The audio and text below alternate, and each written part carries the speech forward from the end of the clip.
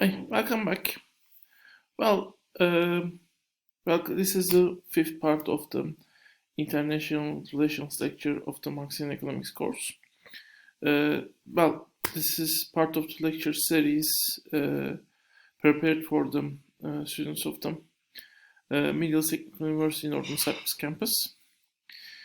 So, in the last part, we have seen the Arrighi's main model. And we will see what will happen if we have two countries that are actually have separate sectors that are acting separate from each other. And basically, we have one country with relatively low level of constant capital and another country with relatively high level of constant capital, which is also more developed, which is shown by the increased sea level, while their population were assumed to be constant. In this case, well, they might be selling also the goods of each other to each other. But if that sale is happening at the exchange value, in that case, the profit of the German capitalist is higher than the profit level of the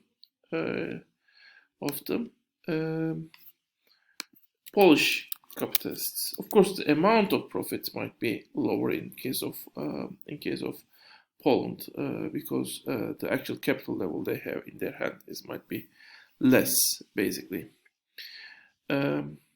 So, what will happen if Germany is able to distort the prices? Let me write price and then profit. Let's say Germany is able to change the price. I mean, in this case, of course, this price would be 40. Let's say Germany is able to increase its price to 50 and decrease the price of the Polish, let's say, Polish output, which is agricultural, the Polish commodity that is sold in the international market, so 20. What will happen in this case? In this case, profit will be price minus variable capital minus constant capital. So it is 5 for the Poland and 20 for the Germany. Previously, basically, the profit rate for the Germany was the amount of profit in Germany was 10. In Poland, it was also 10.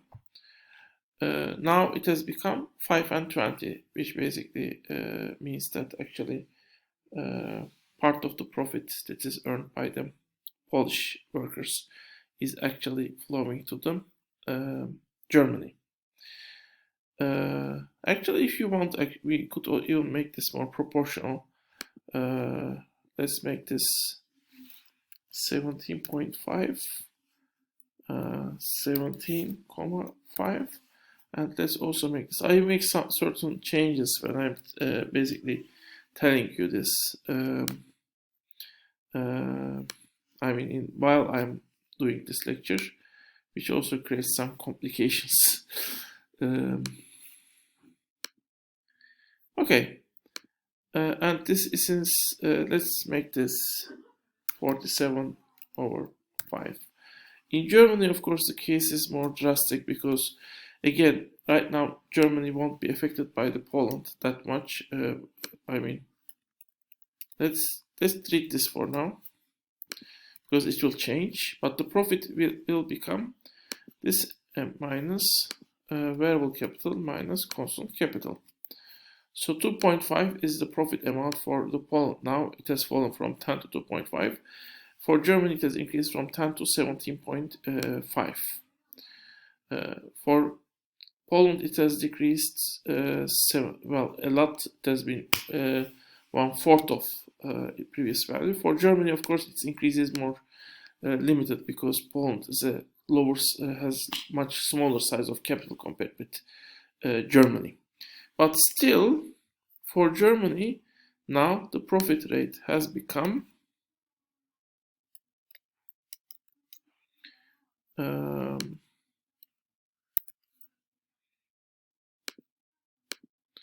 has increased from 33%.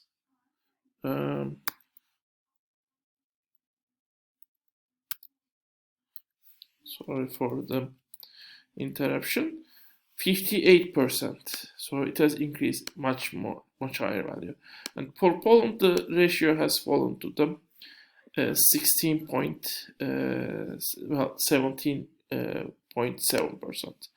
Actually, even the ratios might not be that bad if we just decrease the Polish price by 5 and increase German price by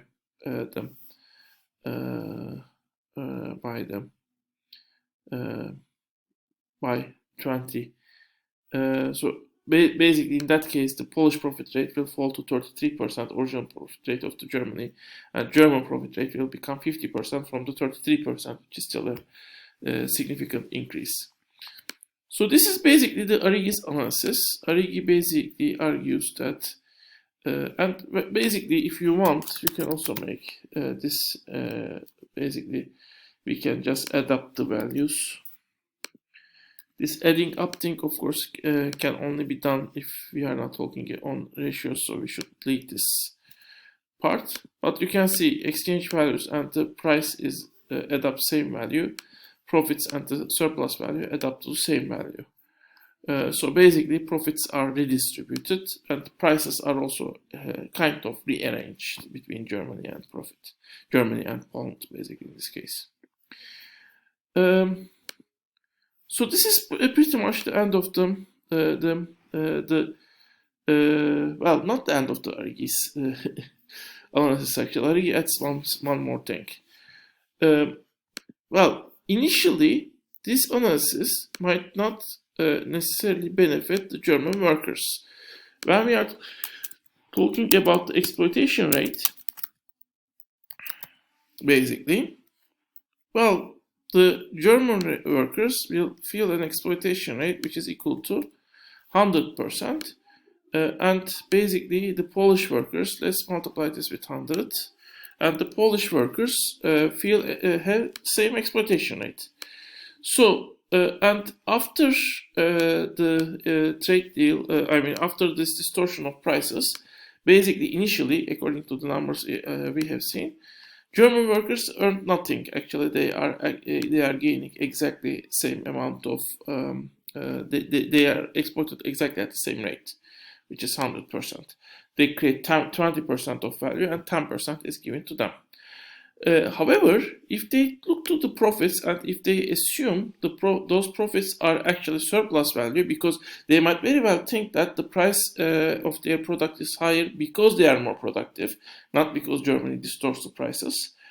If they believe in this, in that case, German workers will think their exploitation rate is 15 divided by 10. So they would think they are exploited by 150%, basically. Let me do this. And Polish workers, similarly, if they look to the prices and if they think the price reflects the actual value they create, they might think they are exploited. Their exploitation rate is only 50%. So actually, the price distortion may make also a distortion of the exploitation rates between Polish and German workers. Can different exploitation rates survive? Yes, they can survive. They can survive if you don't have a labor mobility between Poland and Germany. Normally, if German workers are exploited less, Polish workers will go to Germany and work in Germany, and exploitation rates will even out. But if you have a barrier that prevents Polish workers to go to Germany, different exploitation rates could survive. But in this case, at least initially, when trade has started, exploitation rate did not survive. However, let's assume German workers are more organized, and basically they might be able to have a higher bargaining power, pressurize their let's say their countries capitalists, and they actually decrease the exploitation rate to 33%. So they create 20% value, but now they take basically the well, the 15 units of the value they have created, and they give 5 units of the value they created to the capitalists. Well, now, and let's assume the other in Poland, other thing happened, because maybe workers have flowed to the cities, or workers become basically the peasants are less organized, and those less organized peasants in the cities are used by the capitalist countries, maybe to make the agricultural products more capitalistic. And as a result, and they take over the land of the peasants, and peasants become workers, so they can increase the exploitation rate by letting them work harder, getting them less, basically, or maybe increasing productivity, but not giving the returns to the productivity to the workers.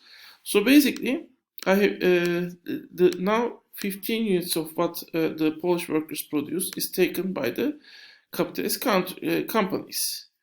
However, basically, well, of course, this gives a lot of advantage to the. So let's make it more actually. So something like this. So this gives actually a lot of advantage to the Polish, let's say, well, this gives, of course, well, a lot of disadvantage to the German capitalists, of course, in normal sense. So if we ignore this part, actually the price profit part, we might say that in this case the German capitalists will have a profit rate which is equal to 14%. From 33%, their profit has fallen to the 14%. In Poland, basically, their profit has increased to the capitalists have increased to, by increasing the exploitation rate, they are able to increase their profit rate to the 100% even, basically. However, let's assume, well, Germany is able to distort prices even further, and able to basically decrease the price to 15 and increase the price of its product to 50. Again, we are at the same point here. Well, in this case, well, still the sum of the prices is 65% basically. So in this case, basically, we should divide the profit. Now the profit and surplus value is different for the countries separately. We should divide the profit to the capital Germany has. So it has increased to 42% from much lower value at tenths to 42%. So it has created a lot of increase in the profit rate. In Poland, on the other hand, the profit has fallen to 20%. And again, after this price distortion, the German workers would think actually they are exploited at 100%, looking to the price of the product they sell, and Polish workers would think they are exploited at 33%, at a much less value.